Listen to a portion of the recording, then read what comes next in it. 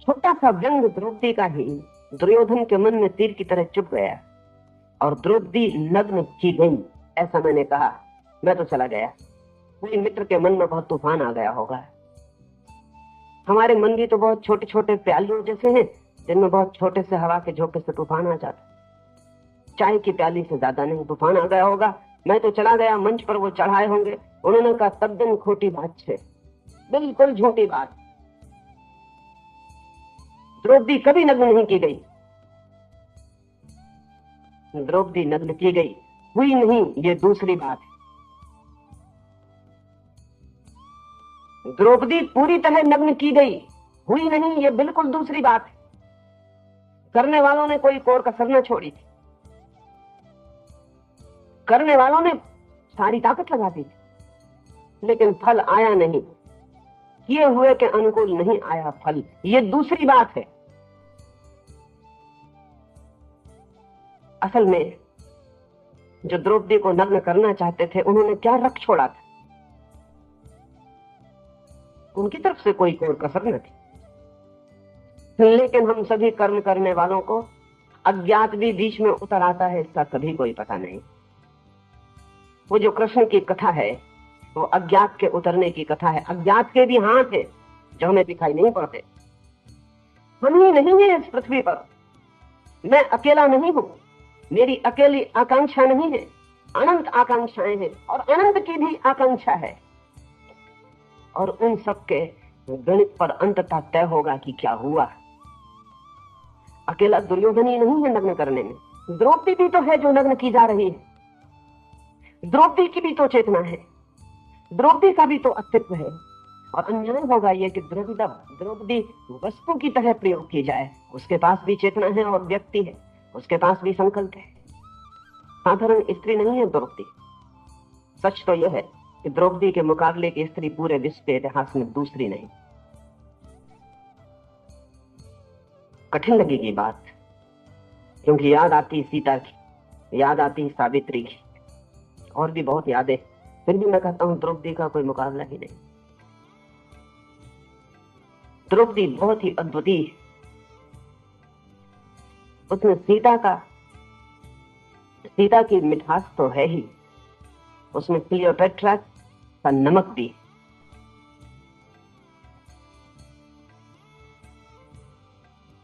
उसमें क्लियोपेट्रा का सौंदर्य तो है ही, उसमें गार्गी का तर्क भी है। असल में पूरे महाभारत की धुरी द्रौपदी है। वो सारा युद्ध उसके आसपास हुआ है।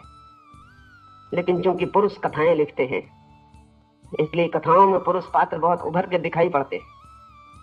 असल में दुनिया की कोई महाकथा स्त्री की धुरी के बिना नहीं चलती। सब महाकथाएं स्त्री की धुरी पर घटित होती हैं।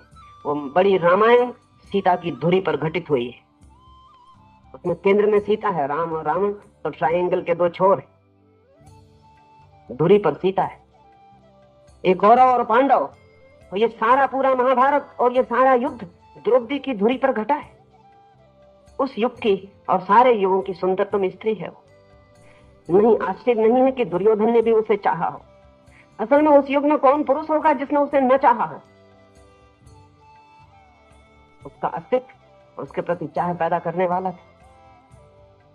दुर्योधन ने भी उसे चाहा और फिर वो चली गई अर्जुन के हाथ। ये भी बड़े मजे की बात है कि द्रौपदी को 5 भाइयों में बांटना पड़ा।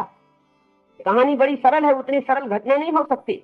कहानी तो इतनी ही सरल है कि अर्जुन ने आके बाहर से कहा कि माँ देखो हम क्या ले आए, और माँ ने कहा जो भी ले आए वो 5 भाई बांट लो। लेकिन इतनी सरल घटना हो नहीं सकती, क्योंकि जब बाद में माँ को भी तो पता चला होगा कि ये मामला वस्तु का नहीं स्त्री का है, ये कैसे बांटी जा सकती है। तो कौन सी कठिनाई थी कि कुंती कह देती कि भूल हुई, मुझे क्या पता कि तुम पत्नी ले आया हो। नहीं, लेकिन मैं जानता हूं कि जो संघर्ष दुर्योधन और अर्जुन के बीच होता, वो संघर्ष 5 भाइयों के बीच भी हो सकता था। द्रौपदी ऐसी थी, वो 5 भाई भी कट मर सकते थे उसके लिए। उसे बांट देना ही सुगमतम राजनीति थी। वो घर भी कट सकता था। वो महायुद्ध जो पीछे कौरव पांडवों में हुआ, वो पांडवों में भी हो सकता था। इसलिए कहानी मेरे लिए उतनी सरल नहीं है। कहानी बहुत प्रतीकात्मक है और गहरी है। वो ये खबर देती है कि स्त्री वो ऐसी थी कि 5 भाई भी लड़ जाते। इतनी गुणी थी, साधारण नहीं थी, असाधारण थी। उसको नग्न करना आसान बात न थी, आंख से खेलना था। अकेला दुर्योधन नहीं कि नग्न कर ले, द्रौपदी भी है। और ध्यान रहे, बहुत बातें हैं इसमें जो ख्याल में ले लेनी जैसी। जब तक कोई स्त्री स्वयं नग्न न हो सकना चाहे, तब तक इस जगत में कोई पुरुष किसी स्त्री को नग्न नहीं कर सकता है।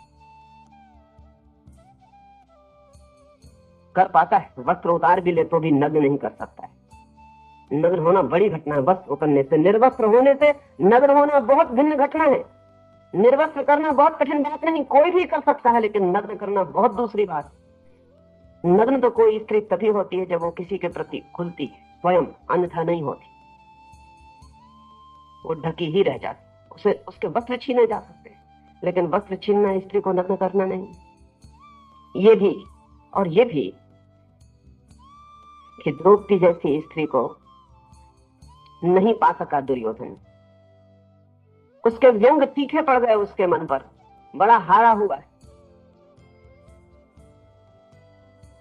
हारे हुए व्यक्ति जैसे कि क्रोध में आई बिल्लियां खंबे नोचने लगती हैं, वैसा करने लगती।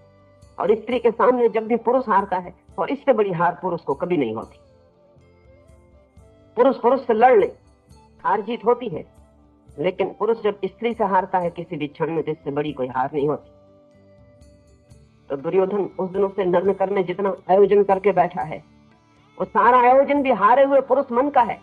और उस तरफ जो स्त्री खड़ी है हंसने वाली, वो कोई साधारण स्त्री नहीं है, उसका भी अपना संकल्प है, अपना विल, उसकी भी अपनी सामर्थ्य, उसकी भी अपनी श्रद्धा है, उसका भी अपना होना है। उसकी उस श्रद्धा में वो जो कथा है, वो कथा तो काव्य है। श्री कृष्ण उसकी साड़ी को बढ़ाए चले जाते, लेकिन मतलब सिर्फ इतना है कि जिसके पास अपना संकल्प है, उसे परमात्मा का सारा संकल्प तत्काल उपलब्ध हो जाता है। तो अगर परमात्मा के हाथ उसे मिल जाते हैं तो कोई आश्चर्य नहीं। तो मैंने कहा, और मैं फिर से कहता हूं, द्रौपदी नग्न की गई लेकिन हुई नहीं। नग्न करना बहुत आसान है, उसका हो जाना बहुत और बात है। बीच में अज्ञात विधि आ गई, बीच में अज्ञात कारण आ गए। दुर्योधन ने जो चाहा वो हुआ नहीं। कर्म का अधिकार था, फल का अधिकार नहीं था। ये द्रौपदी बहुत अनूठी है। ये पूरा युद्ध हो गया, भीष्म पड़े हैं सैया पर, वाणों की सैया पर। और कृष्ण कहते हैं पांडवों को कि पूछ लो धर्म का राज, और वो द्रौपदी हंसती है, उसकी हंसी पूरे महाभारत पर छाई। वो हंसती के इनसे पूछते हैं धर्म का रहस्य।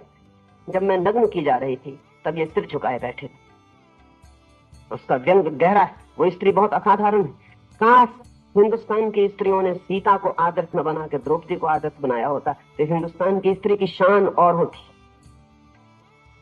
लेकिन नहीं, द्रौपदी खो गई, उसका कोई पता नहीं। हो गई एक तो 5 पतियों की पत्नी, इसलिए मन को पीड़ा होती, लेकिन एक पति की पत्नी होना भी कितना मुश्किल है उसका पता नहीं। और जो 5 पतियों को निभा सकी है वो साधारण स्त्री नहीं है, असाधारण है, सुपर ह्यूमन। सीता भी अति मानवीय है, लेकिन टू ह्यूमन के अर्थों में, और द्रौपदी भी अति मानवीय है, लेकिन सुपर ह्यूमन के अर्थों में। पूरे भारत के इतिहास में द्रौपदी को सिर्फ एक आदमी ने प्रशंसा दी है, और एक ऐसे आदमी ने जो बिल्कुल अनपेक्षित है। पूरे भारत के इतिहास में डॉक्टर राम मनोहर लोहिया को छोड़कर किसी आदमी ने द्रौपदी को सम्मान नहीं दिया है। हैरान की मेरा तो लोहिया से प्रेम इस बात से हो गया कि 5000 साल के इतिहास में एक आदमी जो द्रौपदी को सीता के ऊपर रखने को तैयार।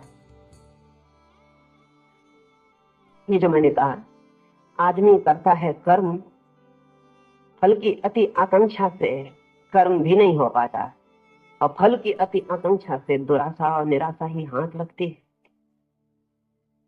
कृष्ण ने ये बहुत बहुमूल्य सूत्र कहा है, इसे हृदय के बहुत कोने में संभाल के रख लेने जैसा है। करें कर्म, वो हाथ में है, अभी है, यही है, फल को छोड़े, फल को छोड़ने का साहस दिखलाएं। कर्म को करने का संकल्प, फल को छोड़ने का साहस, फिर कर्म निश्चित ही फल ले आता है। लेकिन आप उस फल को मत लें, तो कर्म के पीछे छाया की तरह चला आता है। और जिसने छोड़ा भरोसे से, उसके छोड़ने में, उसके भरोसे में ही जगत की सारी ऊर्जा सहयोगी हो जाती है। जैसे ही हम मांग करते हैं ऐसा हो, वैसे ही हम जगत ऊर्जा के विपरीत खड़े हो जाते हैं और शत्रु हो जाते हैं। जैसे ही हम कहते हैं जो तेरी मर्जी, जो हमने करना था वो हमने कर लिया, अब तेरी मर्जी पूरी हो, हम जगत ऊर्जा के प्रति मैत्री से भर जाते हैं और जगत और हमारे बीच, जीवन ऊर्जा और हमारे बीच, परमात्मा और हमारे बीच एक हार्मनी, एक संगीत फलित हो जाता है। जैसे ही हमने कहा कि नहीं, किया भी मैंने जो चाहता हूं वो